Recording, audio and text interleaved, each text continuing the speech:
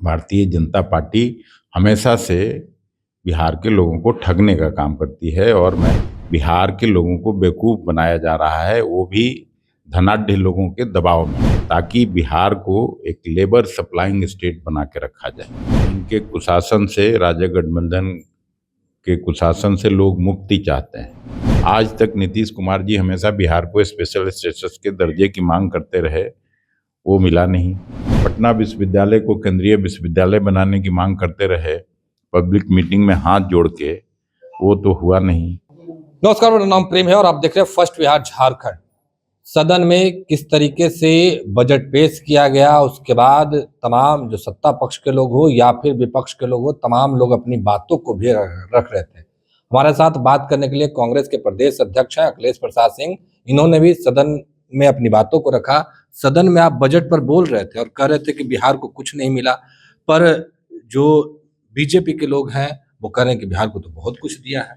ने क्या मिल गया बिहार को? बिहार को तो जब से बंटवारा हो रहा था, मैं अगर मेरा भाषण आप सुने होंगे तो उस समय के बंटवारे के समय मैं बिहार के विधानसभा में काम करता था 25 साल पहले, और बंटवारे के वक्त ही उस बिल पर बोलते हुए उस समय के तत्कालीन गृह मंत्री LK आडवाणी जी ने कहा था कि 1,80,000 करोड़ का बिहार को पैकेज देंगे, बिहार को हरियाणा और पंजाब बनाएंगे। आज भी उस पैकेज का बिहार के लोग बाट जोह रहे हैं। उसके बाद 2015 में किस तरह से बोली लगाई थी बिहार की प्रधानमंत्री नरेंद्र मोदी ने, वो भी किसी से छिपा नहीं है। 1,25,000 करोड़ का पैकेज का घोषणा हुआ। दूसरे ही दिन नीतीश कुमार जी, उस समय उनसे अलग थे, तो इश्तेहार दे के अखबारों में ये किया कि 1,25,000 करोड़ में सभी जो स्कीम्स चल रहा है उसका उन्होंने जोड़ के 1,25,000 करोड़, केवल 17,000 करोड़ का नया स्कीम का घोषणा हुआ था, तो उसका भी कुछ नहीं हुआ।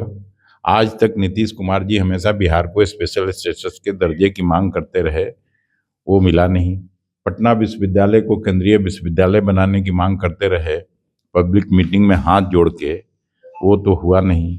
तो अब नया मखाना आयोग, और मखाना आयोग अगर बना है मिथिलांचल के लिए, हम लोग स्वागत करते हैं, लेकिन वहीं लीची इतना बढ़िया है, पूरे दुनिया में फेमस है, तो लीची आयोग भी बनाना चाहिए था।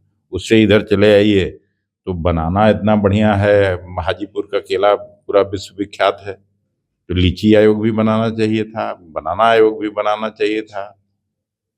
फिर इतना बढ़िया आम होता है, जर्दा, जर्दालू, उस सब पर भी करना चाहिए। बेसिक ये सब छलावा है, चुनाव का समय है।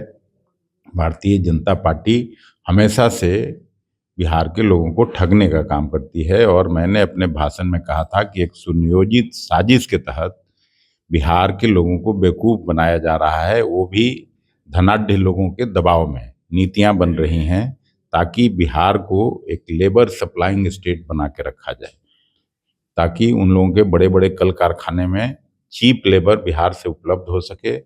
यही इन लोगों की योजना है, यही प्राथमिकता है। नित्यानंद राय भी बैठे हुए थे, जीतन राम मांझी भी बैठे हुए थे। नित्यानंद राय आपको जवाब देने के लिए खड़े हो गए थे, कुछ बोलना चाह रहे थे। तो बोलने से क्या होगा? मेरी बात का अगर जवाब है तो देना चाहिए था। फाइनेंस मिनिस्टर को कोई जवाब तो मिला नहीं।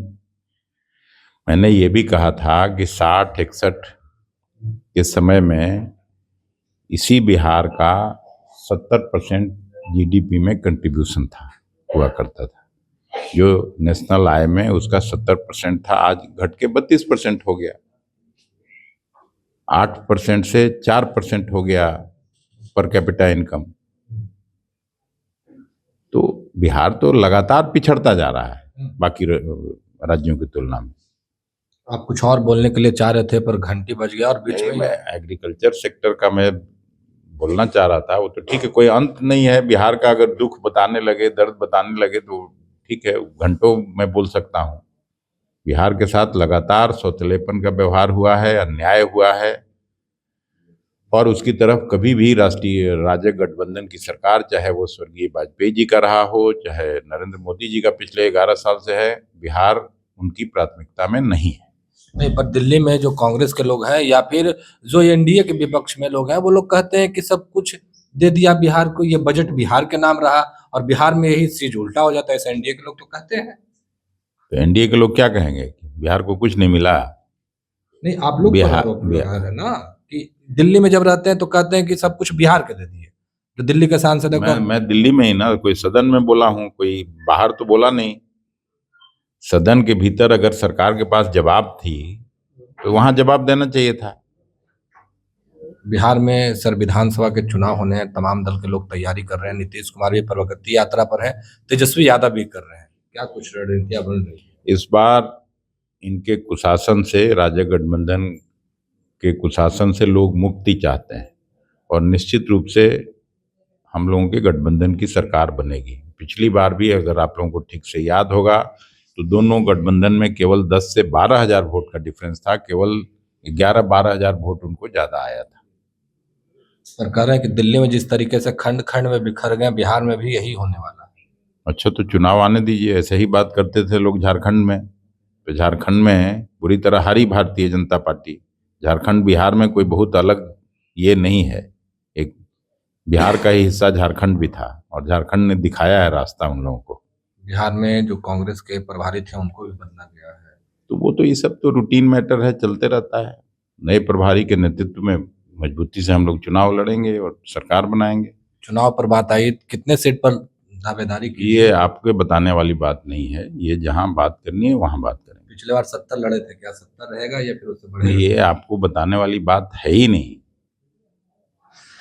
चलिए, क्या कुछ कहते हैं कांग्रेस के प्रदेश अध्यक्ष अखिलेश प्रसाद सिंह, आपने सुना है। फिलहाल के लिए इतना ही, अब बने रहे फर्स्ट बिहार झारखंड के साथ। वर्ल्ड क्लास सर्जरी सेवाओं के लिए नेताजी सुभाष मेडिकल कॉलेज एवं हॉस्पिटल में न्यूरोलॉजी, आधुनिक माइक्रोस्कोप से विभिन्न तरह के ब्रेन एवं स्पाइन की सर्जरी, यूरोलॉजी, लेजर और लेप्रोस्कोपी जैसे अत्याधुनिक इक्विपमेंट से यूरोलॉजी से संबंधित सभी प्रकार के उपचार। NSMCH, Amhara, Bihta, Patna. Panorama group, जो सोचता है वो करता है।